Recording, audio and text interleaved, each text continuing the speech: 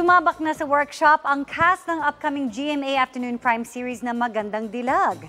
Ang bibida nitong si Kapuso actress, comedian at beauty queen Herlene Budol, excited na raw na makatrabaho ang ilang iniidolo niyang Kapuso stars. Yan ang chika ni Aubrey Carampel. Sumailalim sa familiarity workshop ang cast ng upcoming Kapuso drama series na Magandang Dilag na pagbibidahan ni Binibining Pilipinas 2022 first runner-up Herlene Nicole Budol. Kasama niya sa workshop ang co-stars niyang sina Benjamin Alves, Maxine Medina, Rob Gomez at Adrian Alandi.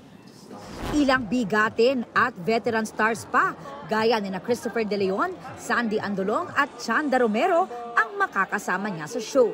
Parang dati pinapanood ko lang sila, ngayon kasama ko na. Parang hindi pa rin po pumapasok sa utak ko, ay, dito na ako.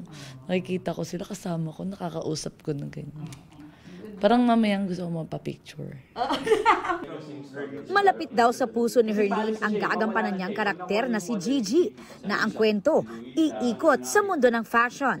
Pinaaalala rin daw ng serye ang naging sagot niya sa Q&A ng Binibining Pilipinas. Madidikit ko yung because I know for myself that I am uniquely beautiful with a mission.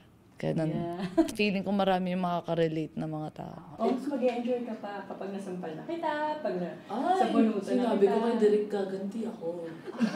Na-challenge naman daw si Maxine na gaganap bilang kontrabida.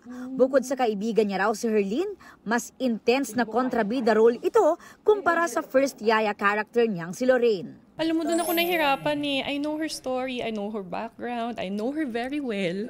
So, eto naman ako ngayon, nandito ako sa situation na kailangan ko siyang awayin. Magiging leading man naman ni Herlene sina Benjamin at Rob, na ngayon pa lang daw ay naaaliw na sa pagiging totoo at natural na komedyante ng kanilang leading lady. She's very wise, very funny, very cunning. Makikita natin yung side na kaya niya mag-light comedy pero nandun yung puso, nandun yung drama, nandun pa rin yung mga scene na na-happy siya, at, pero nandun pa rin yung lightness niya. Mapapanood soon ang Magandang Dilag sa GMA Afternoon Prime. Aubrey Carampel, updated sa Showbiz Happenings.